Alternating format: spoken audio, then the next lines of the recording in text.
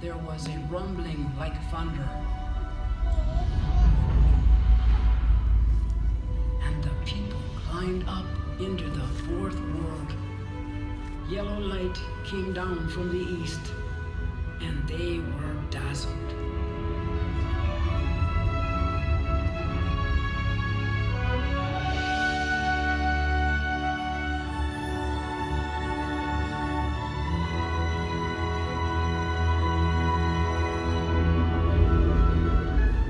Grand Canyon, 1,000,000 acres of stone and light. Jagged and enduring. It is one of the Earth's great natural wonders. But this is not just an immense chasm. It is a landscape, alive.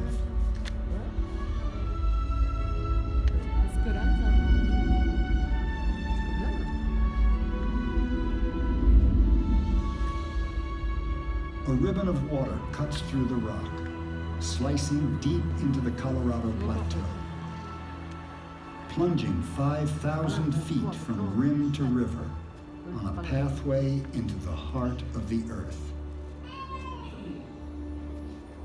A journey of wonder begins here.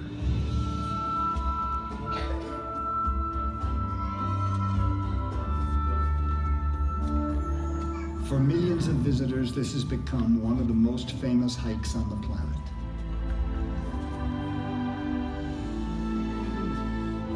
A vertical mile straight down. A rugged trip into a canyon wilderness.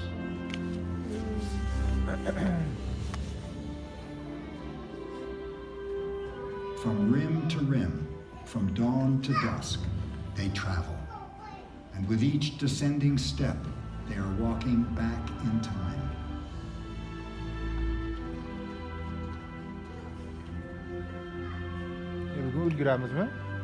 So many visitors from so many cultures have set out on these paths. And each has to stop and stare.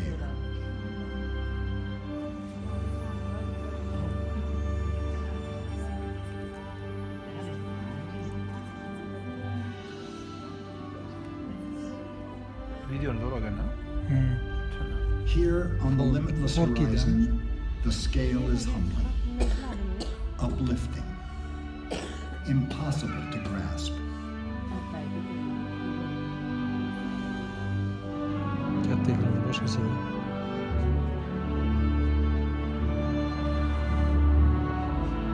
A vertical mile deep, 277 miles long, 10 miles wide from the North Rim to the South Rim.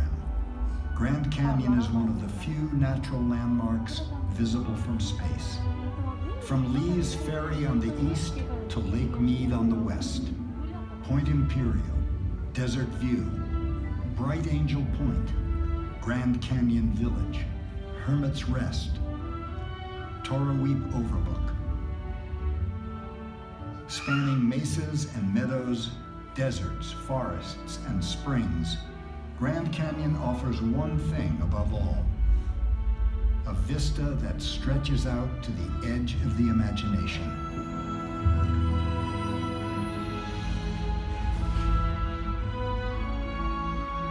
To some of its first visitors, Grand Canyon was just a wasteland. Joseph Christmas Ives, one of the early explorers, said it was valueless and that it shall be forever unvisited and undisturbed. Opinions have certainly changed. Visitors from around the world now journey to the Grand Canyon, nearly 5 million every year. Say cheese. Cheese. Namaste. Cheese. Mabuhay.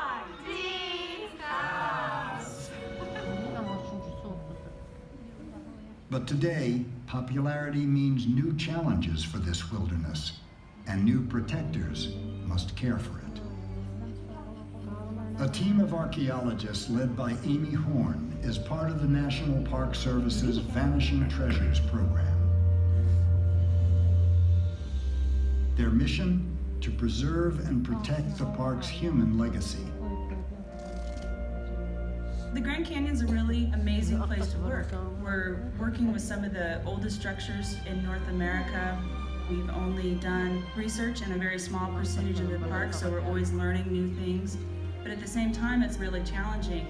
Access to a lot of places is by foot, so it can take us multiple days to get to some of the remote areas. So let's take a look at this map and talk about what we're gonna do today. So just up ahead on the pinnacle is an 8-room Pueblo.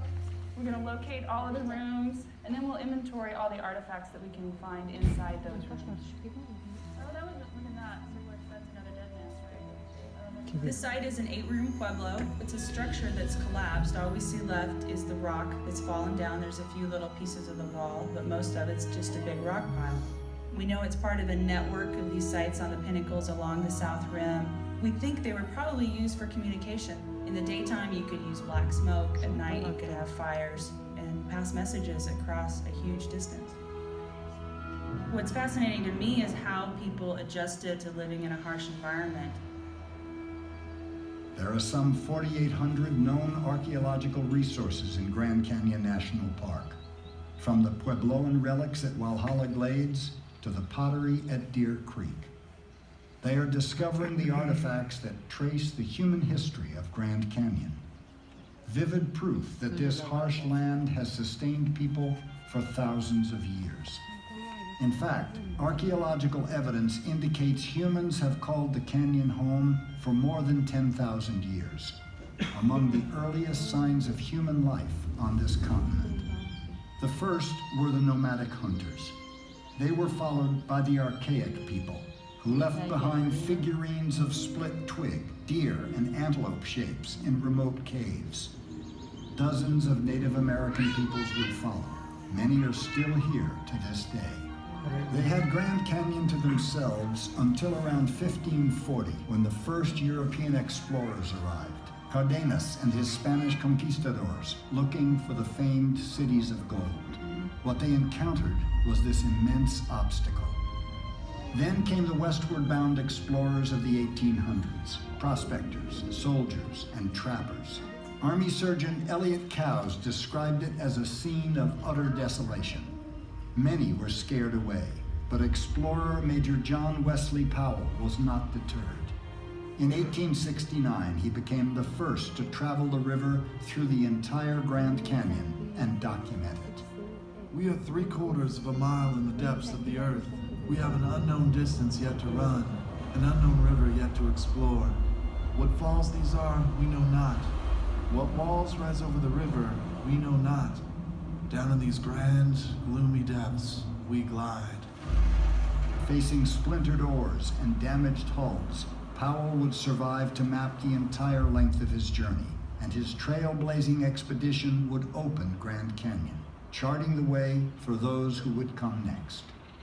With a new century, a new breed of explorer arrived, in the form of entrepreneurs and hoteliers, looking for ways to make a living from the pockets of canyon visitors.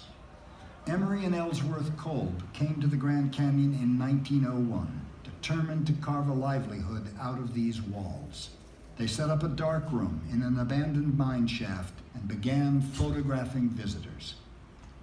And when they turned their cameras on themselves, their photos became even more adventurous. Daredevil stunts yielded eye-popping images. In 1911, they filmed the first movie ever of Grand Canyon river running. Leaving Wyoming on 2 flat-bottom boats, the Kolbs recorded a rugged voyage, winding through hundreds of miles. A journey that would inspire many who followed.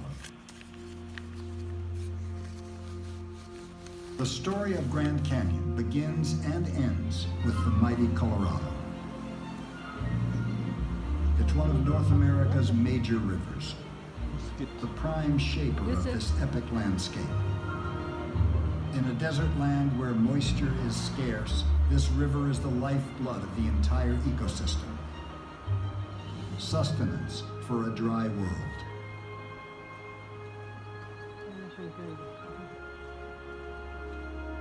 It's also the chisel that carves the canyon. Water-cutting rock has sculpted some of the most memorable images of this region and this continent. The Colorado doesn't just bring life, it also brings a shot of adventure. Visitors set off on a whitewater trek from Lee's Ferry, mile zero of a 277-mile trip. A 2-week journey through the rapids of the Colorado.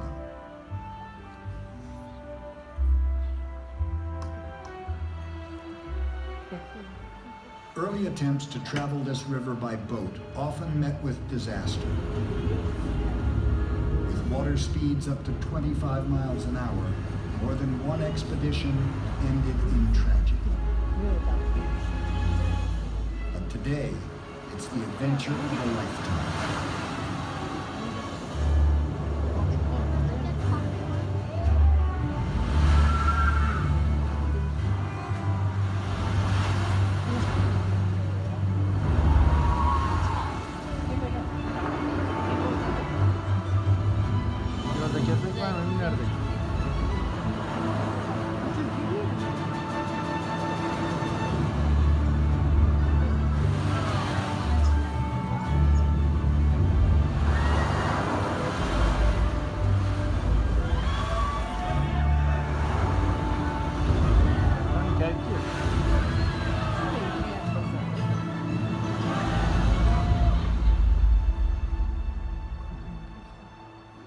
Beyond the thrill ride, the river takes visitors through a wilderness of stone and brings them face to face with the raw power of the earth.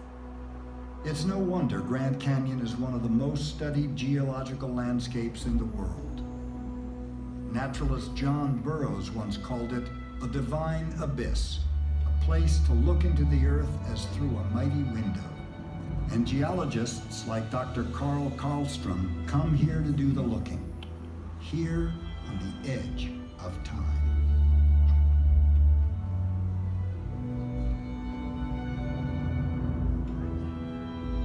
The Grand Canyon is such a fantastic geological laboratory. It's a story written into stone. That's why geologists like me are so fascinated by it.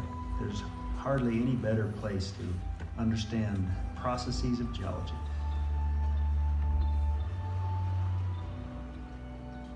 This is in fact a very young canyon carved out of very old rocks. When you're on the rim, you can sometimes get a glimpse of the river that's carving through the rocks of the Grand Canyon. And the Colorado River's carved the Grand Canyon in about 6 million years. Here, history can be read on a grand scale. 3 distinct geological sections. The oldest Vishnu basement rocks at the bottom, the Grand Canyon supergroup tilted in the middle, and the horizontal sedimentary layers on top. It's a record of rock that goes back some 2 billion years, almost half the age of the Earth. Across its nearly 300 miles, Grand Canyon reveals its origins in one of the finest examples of erosion in the world. And while some riddles remain regarding the precise sequence of events, much of its history is clear. Nearly 2 billion years ago, the basement rocks of the Grand Canyon region began to form.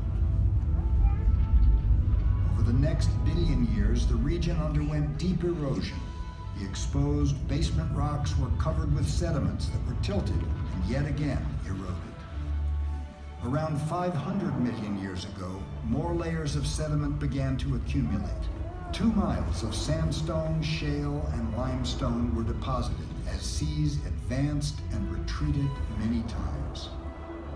About 70 million years ago, the Pacific and North American plates collided, lifting the Rocky Mountains and the Colorado Plateau high above sea level. Even as the Colorado Plateau was rising, its upper sedimentary layers were being eroded away. By 5 million years ago, the Colorado River formed, carrying sediment from the Rocky Mountains to the Gulf of California, carving the Grand Canyon we know today. Growing deeper at about the thickness of a piece of paper each year, the canyon continues to change and evolve to this very day. Visible proof of the power of erosion. I think most scientists are driven by a sense of curiosity to understand what makes our natural world what it is. I can't wait to see the next generations of geologists that will also be inspired to work on the geology of the Grand Canyon.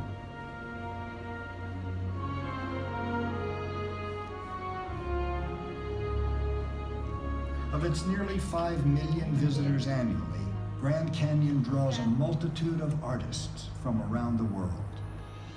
Photographers, writers, sculptors, painters. Some see the powerful architecture of this land. Others, the passing play of light and shadow. From Thomas Moran to Gunnar Widforce to Ed Mell, Grand Canyon has inspired a rich artistic legacy.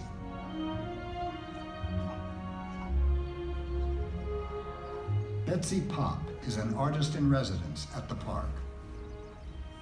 Being able to stay for a period of time in the Grand Canyon is, well, it's just one of the greatest natural settings on Earth.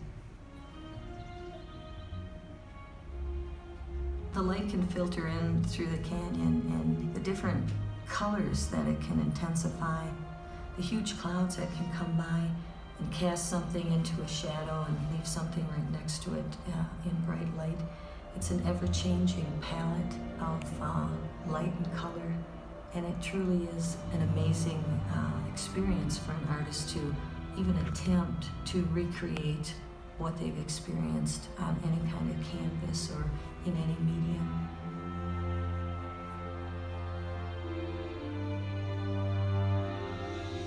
To walk out and do a plein air painting, you find the thing that inspires you, and you're working very fast. It's very spontaneous, and with the color and the light changing in the canyon like it does, you know you only have about a 2-hour window before the light is going to change too much.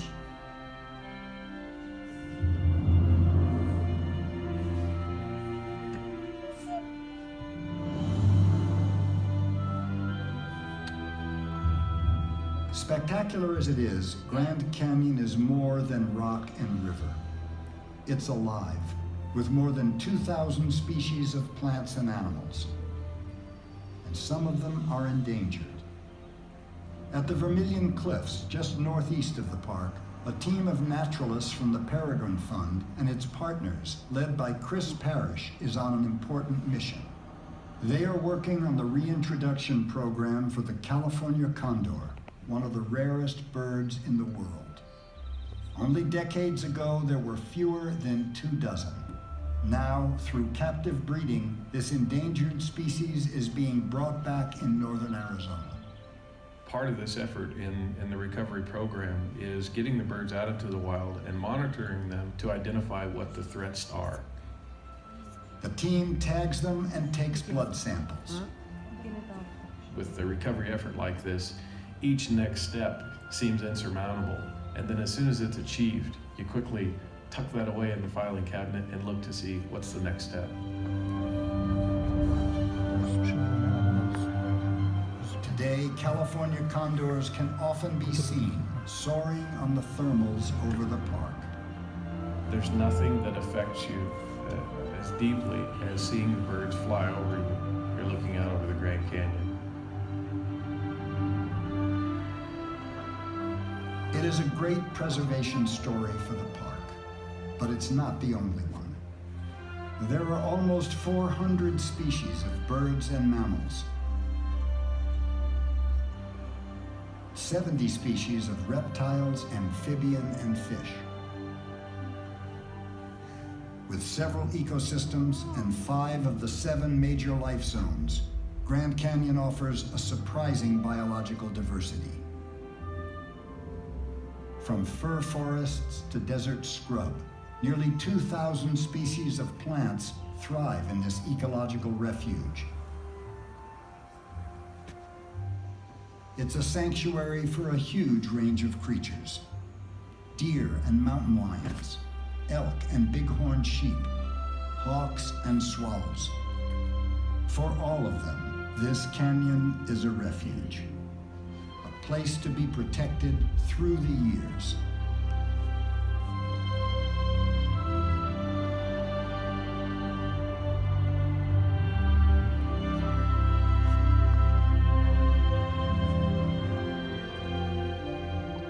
And so, a journey of wonder ends for travelers who walk across the miles here in a world of stone and light. And for them and the generations to follow, there is a trust to preserve this sanctuary, a trust in all our hands.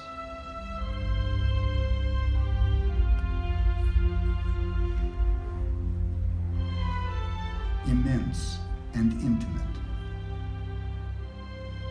wild beyond the imagination.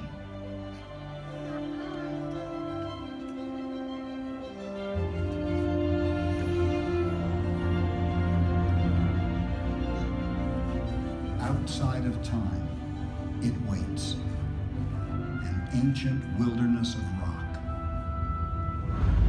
The place the journey of wonder begins.